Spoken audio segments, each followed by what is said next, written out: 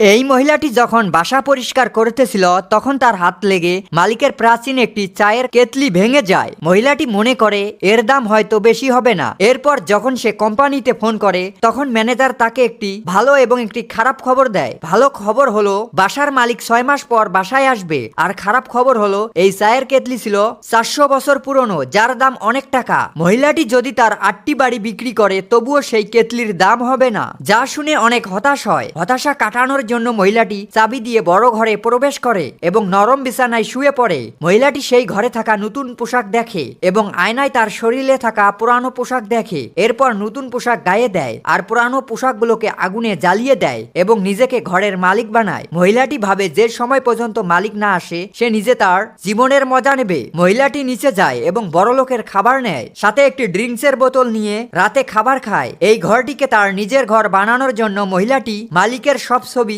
ছিঁড়ে ফেলে এবং ঘরটিকে তার নিজের মতো করে সাজায়। কিন্তু একদিন কাজ করার সময় হঠাৎ দরজায় শব্দ হয়, যা শুনে মহিলাটি মনে করে মালিক হয়তো তাড়াতাড়ি চলে এসেছে। মহিলাটি ভয়ে ভয়ে দরজার পাশে যায়। যখন সে দরজা খোলে তখন একটি ছেলেকে দেখতে পায় যে রাস্তা জিজ্ঞাসা করতেছিল।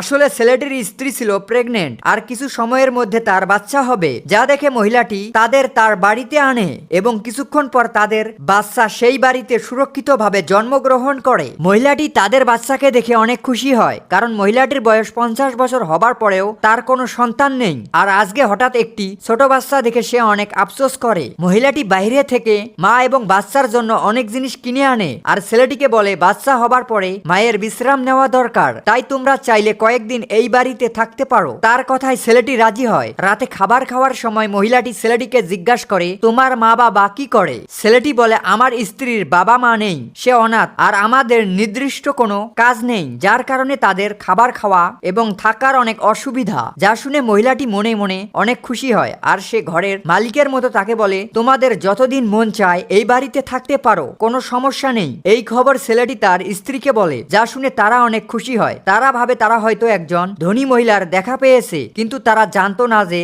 তারা যাকে ধনী মহিলা মনে করতে আসে সে নিজেও একজন পরিষ্কার কর্মী। ছেলেটির স্ত্রী বাচ্চার দেখাশোনা করে, ছেলেটি বাসায় ছোট ছোট কাজ করে আর অন্যদিকে মহিলাটি বাসার সবার জন্য 3 বেলা রান্না করে। পরের দিন হঠাৎ ঘাস কাটার জন্য কর্মী আসে, যা দেখে মহিলাটি ভয় পায়। মহিলাটি ব্যাগ নিয়ে বাইরে যায় এবং লোকটিকে বলে তোমার আর কাজে আসতে হবে না। মহিলাটির এমন কর্ম দেখে ছেলেটিও তাকে সন্দেহ করে, কিন্তু সে মহিলাটিকে কোনো কিছুই বলে না। পরের দিন ছেলেটি কাজ করার সময় গ্যারেজে অনেক দামি গাড়ি দেখতে পায়, কিন্তু একটি গাড়িতেও তেল নেই। ধীরে ধীরে মহিলাটির কাছে থাকা টাকা শেষ হয় এবং সেই বাড়িতে থাকা খাবার শেষ হয়, রান্না করার জন্য গ্যাসও শেষ হয়, এমনকি বাচ্চা